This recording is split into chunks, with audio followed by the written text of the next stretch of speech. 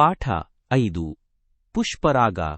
ಅಂದು ಕೆಲವು ಹುಡುಗಿಯರು ಶಾಲೆಗೆ ಮಲ್ಲಿಗೆ ಹೂ ಮುಡಿದು ಬಂದಿದ್ದರು. ಏನಿದು, ಈ ಕೋಣೆಯಲ್ಲಿ ಸುವಾಸನೆ ಹೊಮ್ಮುತ್ತಿದೆ. ಮೇಡಮ್, ಕೆಲವು ಹುಡುಗಿಯರು ಮಲ್ಲಿಗೆ ಹೂ ಮುಡಿದಿದ್ದಾರೆ. ಹೌದು, ಈಗ ಮಲ್ಲಿಗೆ ಹೂವಿನ ಕಾಲವಲ್ಲವೇ?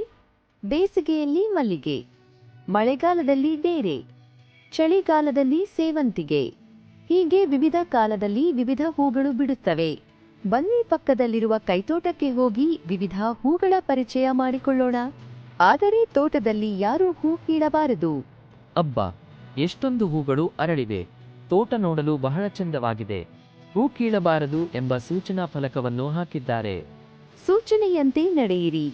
ನೀವು ಕೂಡ ಹೂಗಿಡಗಳನ್ನು ಮನೆಯಲ್ಲಿ ಮತ್ತು ಶಾಲೆಯಲ್ಲಿ ಬೆಳೆಸುವುದನ್ನು ಅಭ್ಯಾಸ ಮಾಡಿಕೊಳ್ಳಿ. ಅಗೋ, ಅಲ್ಲಿ ನೋಡಿ, ಆ ಕೊಳದಲ್ಲಿಯೂ ಹೂಗಳಿವೆ. ಮಕ್ಕಳೇ, ನೀರಿನಲ್ಲಿ ಬೆಳೆಯುವ 3 ಹೂಗಳ ಹೆಸರುಗಳನ್ನು ಹೇಳಿ. ಕಮಲ, ನೀಲಿತಾವರೆ, ಬಿಳಿತಾವರೆ. ನಿನ್ನ ಮನೆಯಲ್ಲಿ ಬಳಸುವ ಹೂಗಳನ್ನು ಮನೆಯಲ್ಲಿ ಬೆಳೆಸುತ್ತೀರಾ, ಇಲ್ಲವೇ ಕೊಂಡು ತರುವಿರಾ? ಶಾಹಿನಳ ತಂದೆ ಹೂವಿನ ಅಂಗಡಿ ಇಟ್ಟಿದ್ದಾರೆ. ಶಾಹಿನ, ನಿಮ್ಮ ಅಂಗಡಿಗೆ ಹೂವನ್ನು ಎಲ್ಲಿಂದ ತರುವಿರಿ? ನಮ್ಮ ತಂದೆ ಮಾರುಕಟ್ಟೆಯಲ್ಲಿ ಬಿಡಿ ಹೂ ತರುವರು. ಮನೆಯಲ್ಲಿ ಎಲ್ಲರೂ ಸೇರಿ ಹೂ ಕಟ್ಟುವೆವು. ಶಾಹಿನ, 1 ಕೆಜಿ ಮಲ್ಲಿಗೆ ಹೂವಿನ ಬೆಲೆ ಎಷ್ಟು? ಕಟ್ಟಿದ ಹೂವನ್ನು ಹೇಗೆ ಮಾರುವಿರಿ?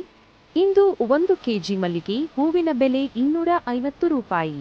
1 ಮೊಳಕ್ಕೆ 10 ರೂಪಾಯಿಯಂತೆ ಮಾರುವರು.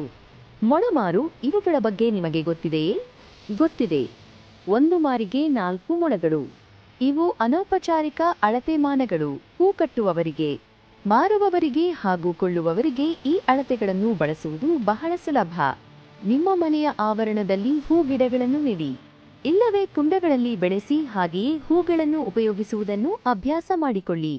ಮೇಡಮ್, ಹಸಿನಾಳ ಬಟ್ಟೆ ಮೇಲೆ ಹೂಗಳು. ಹೂವಿನ ಚಿತ್ರಗಳನ್ನು ಹಲವು ಕಡೆ ಕಾಣುವಿರಿ. ಹೂಗಳು ಚಿತ್ರಕಲೆಗೆ ಸ್ಫೂರ್ತಿ ನೀಡುತ್ತವೆ. ಹೆಚ್ಚಿನ ಆಸಕ್ತಿದಾಯಕ ವಿಷಯಗಳಿಗಾಗಿ ಸಬ್ಸ್ಕ್ರೈಬ್ ಆಗಿ. ನಮ್ಮ ಲೈಬ್ರರಿ.